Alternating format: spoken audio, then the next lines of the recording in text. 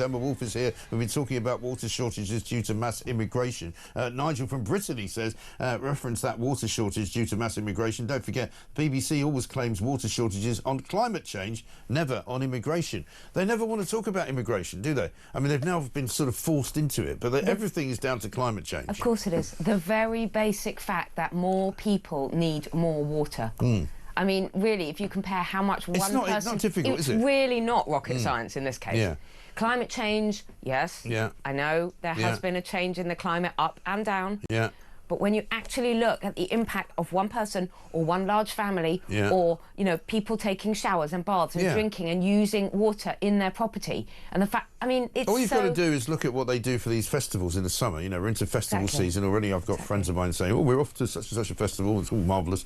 And they do it for months. If you set up a festival for 100,000 people and 200,000 people turn up, you're not going to have enough water. It's as simple as that. Exactly. All of the plans that you've made are going to be... You're not going to have enough food. You're not going to have enough, you know... facilities for all of them to use, because if it's double the number, you have twice the pressure on everything, and that's what people don't seem to get. And when you don't even know, when you have no control over the amount of immigration coming into your country, when you haven't planned for it, and you won't even admit that it's happening, then of course you're going to end up up a Gumtree. Why, you know, why are the trains so busy? Why is the tube so busy? Why are the roads can't so I get an busy? appointment at the NHS? Why are the schools so completely terrible? Well, why do you think? Exactly right. Speaking of the NHS, doctors on the front page of the Times this morning, they've been told that strikes will harm efforts to heal the NHS. This is, I mean, I said this last year when Wes Streeting got in. The first thing he did was he gave them 22%. 22% to end the strike. To end the strike. Really, and guess what? Now they're back with their begging bowl. Yeah, which was 23 billion. And he said, we fixed the NHS problems because we've stopped the doctors from going on strike anymore. And the first 23 billion investment into the NHS all went to junior doctors, right? Who apparently don't want to be called junior doctors anymore. Resident doctors. They want to be called resident doctors, which is a bit weird since they don't seem to spend much time in residency. But apparently 39% of the public support doctors striking over pay, down from 52% when they went on strike. And I think some people in this country are idiots. I'm sorry to say this. Don't support people for going on strike, because in the end it will come back and bite you on the backside. I think it's lower than 39%. If you talk to people in general, the public support for doctors going on strike like this, greedy doctors going on strike, has absolutely, I think it's gone through the floor. It has fallen through the floor. And frankly, these doctors, I mean, Wes Streeting, in this article in the Times, he writes something really kind of lily-livered about, oh, you know, obviously no one does this job for the money. So why are they striking again about pay? Because there's no kind of pretense now that it's about anything other, working conditions, safety. No, it's about pay. Exactly. So they got 22% this year. They got 5.4%, sorry, last year, 5.4% this year, the highest of all the public sector awards. And guess what? They want more. They're now saying they want 50% of a pay rise. This is an absolute joke. And these are the people that go in, and I just want to say, because I know listeners will be going, but that's so, there are some amazing doctors, many amazing doctors and amazing nurses on an individual basis out there. But when you have something like the BMA, I was debating with the professor guy, I can't even remember his name, the guy who runs the BMA, deeply unpleasant, politicised organisation, absolute Marxist, pretending it was about all these other things. And they're asking for, as you say, 50% effectively, when the rest of us haven't had anything like that. It's not even about... They should try. Yeah, but it's not even about whether any of us, the rest of us, have had it. I mean, that's our own problem. I mean, you know, I don't buy this idea that, you know, they shouldn't get it because nobody else gets it. I do buy the idea they go on about the cost of living. Well, yes.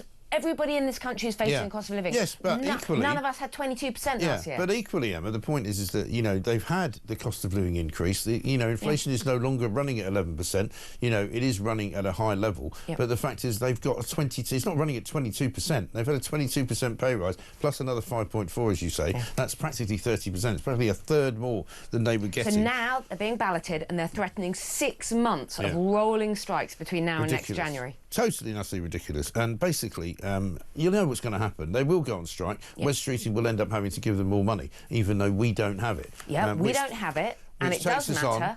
Which takes us on to Rachel Reeves and her new £35 billion black hole, which she has now found herself right in the middle of, because they don't know how to manage money. Labour governments never do. Do we need any more proof that this woman has her math skills, her mathematical skills, her ability to be the Chancellor, to run this country's finances, are, I mean, completely discredited. Yeah. I think I probably did better in my maths GCSE, and I did Your son would run the country badly. better than her, right? Another £35 billion black hole. Yeah. Well, meanwhile, what's she been doing? Taking pennies off the pensioners, pennies off the farmers, attacking private schools, and handing out or signing off these huge pay rises to the public sector. Unbelievable. I mean, right? it just doesn't work. The maths do not add up. No, the sums don't add up, because it turns out now that she's going to print. If she introduces a £1,000 increase onto the pension winter fuel allowance, right, so that more people can actually get it, 1.6 billion in the first year, a total cost of 7.3 billion up to 2029.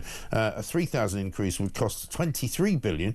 Meanwhile, add to that a standalone abolition of the two-child benefit cap, estimated to cost a total of 10.2 billion to the taxpayer.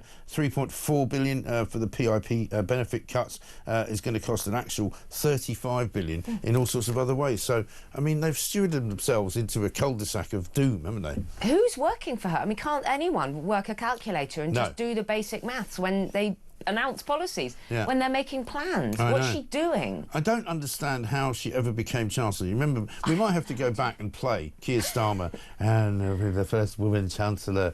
Young women and girls will look up to her, and he had that ridiculous face on. And what a complete disaster.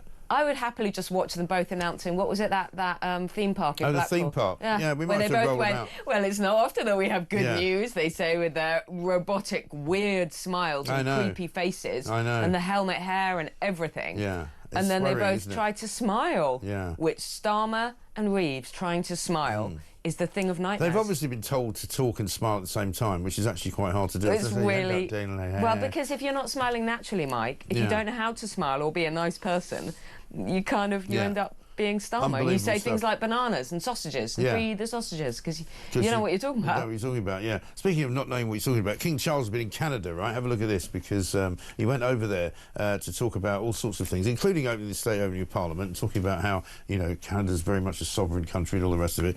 He also decided to plant a tree, because he's a great big environmentalist, right? And I think we've got some footage of him planting a tree. Now, here he is. There he is with Camilla. He's got a shovel. He's holding it up.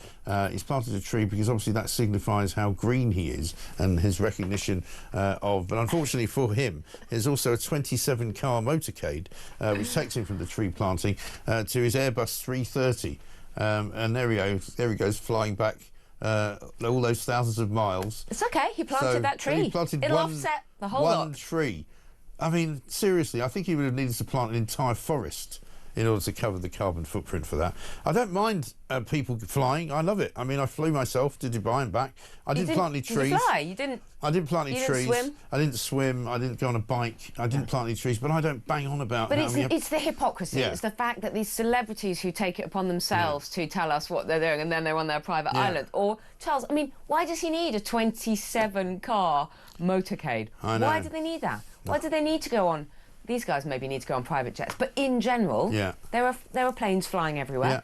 Get on in first class if you must. There's so much hypocrisy, and then the rest of us are being lectured about, you know, turn down your heating and don't have one holiday a year with your family that you've saved up for. You're not allowed to do that. No, and don't drink any water. I'm going to continue to drink water through this show, as I always do. Such a rebel. Mike Graham, the rebel. Because this could be the last glass of water I ever see if things carry on the way they are.